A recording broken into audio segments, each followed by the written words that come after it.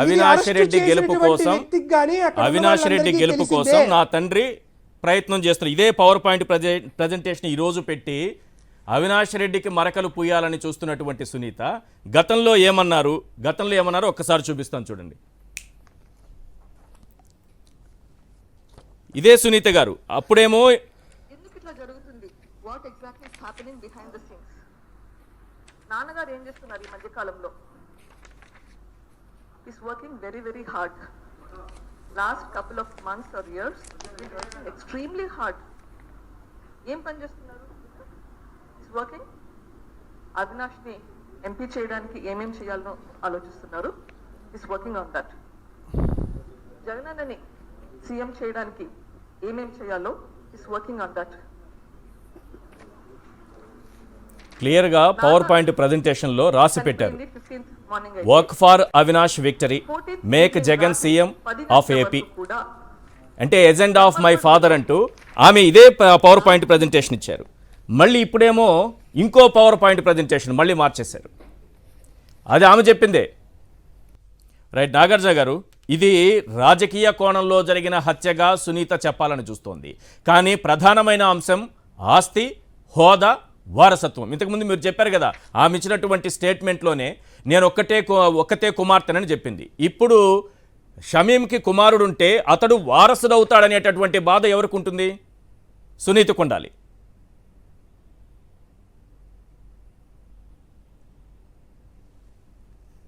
నాగార్జున గారు సార్ ఇక్కడ మీకు ఒక విషయం చెప్తానండి. వివేకానంద రెడ్డి గారికి సంబంధించి వివేకానంద రెడ్డి గారి చెక్ పవర్ రద్దు చేసిన తర్వాత వివేకానంద రెడ్డి గారికి సంబంధించినటువంటి కంపెనీస్లో అతన్ని డైరెక్టర్గా రిమూవ్ చేసిన తర్వాత వివేకానంద రెడ్డి గారికి డబ్బులు అవసరమైనాయి. అందుకని వివేకానంద రెడ్డి గారు డబ్బుల కోసం ఒకటి డైమండ్లే అమ్మి డబ్బులు సాధించాలనేటువంటి ఒక థియరీ నడిచింది. ఇది కూడా సిబిఐ ఎంక్వైరీ తెలిసింది. ఆ డైమండ్ల వల్ల డబ్బులు రాలేదని తను విపరీతంగా బాధపడుతూ షేక్ షమీమకు కానీ, ఎర్ర గంగిరెడ్డికి కానీ, నర్రెడ్డి శివప్రకాష్ రెడ్డి గారికి కానీ చెప్పడం ప్రారంభించాడు. దాంతోపాటు బెంగళూరులోని యలహంకలో ఒక డిస్ప్యూట్ ల్యాండ్ని సెటిల్ చేస్తే 8 కోట్ల రూపాయల డబ్బులు వస్తాయి, ఆ డబ్బులన్నా నేను షేక్ షమీమాకి ఇద్దాము అని చెప్పి ప్రయత్నం చేశాడు. ఆ బిల్లులు కూడా అవి కూడా వర్కౌట్ అవ్వలేదు. వర్కౌట్ అవ్వకపోతే అక్కడ కూడా డబ్బులు రాలేదు. ఈ డబ్బులు ఎందుకు రాలేదు? డబ్బులు రాలేదు కాబట్టి బెంగళూరుకి సంబంధించినటువంటి ల్యాండ్ కాగితాలు కూడా ఫేక్ అని తెలియంది. అది నేను చెప్పట్లా.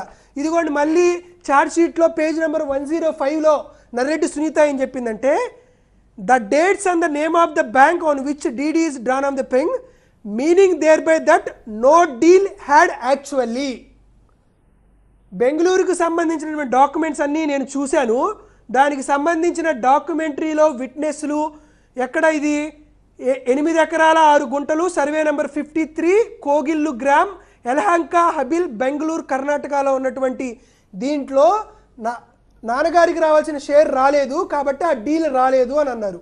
సో ఎప్పుడైతే ఆయనకి బెంగళూరు ల్యాండ్కి సంబంధించిన డబ్బులు రాలేదో, డైమండ్ అమ్మకాల్లో వచ్చినటువంటి డబ్బులు రాలేదో, కానీ తన రెండవ భార్యకి ఇచ్చినటువంటి మాటని తన కుమారుడికి ఒక ఆరోగ్యమైనటువంటి సామాజికమైనటువంటి హోదాని కల్పించడానికి చదివించాల్సినటువంటి పరిస్థితులు ఇవన్నీ నెలకొన్నటువంటి సందర్భాన తన ఆస్తికి సంబంధించినటువంటి తన ఆస్ట్రిక్షల్ అగ్రికల్చర్ ల్యాండ్ రౌకములూరు విలేజ్కి సంబంధించి అంతేమంది గ్రాంటన్ క్రీమ్ సుమారుగా 103 ఎకరాలు ఒక చోట, ఇంకో చోట 47 ఎకరాలు ఇంకొక చోట, ఇవన్నీ తనకు తాను సంపాదించుకున్నటువంటి ఆ ప్రాపర్టీలో వాటా ప్రకారం వారికి ఇవ్వాలి అనుకున్నది. దానికి సంబంధించిన ఇష్యూ దాన్ని అన్యాపదేశంగా ఉద్దేశపూర్వకంగా ఆయన్ని చంపి మరీ ఆ విలువని తీసుకున్నారు. దేంట్లో నో డౌట్. ఎందుకంటే ఒకసారి దస్తగిరి ఇచ్చినటువంటి స్టేట్మెంట్ ఒకసారి పరిశీలిద్దాం చూడండి. 542 ఛార్జ్ షీట్ చంపిన దస్తగిరి ఏం చెప్పాడంటే, చంపిన తర్వాత నాగార్జున గారు ఒక నిమిషం మళ్ళీ కంటిన్యూ చేద్దాం.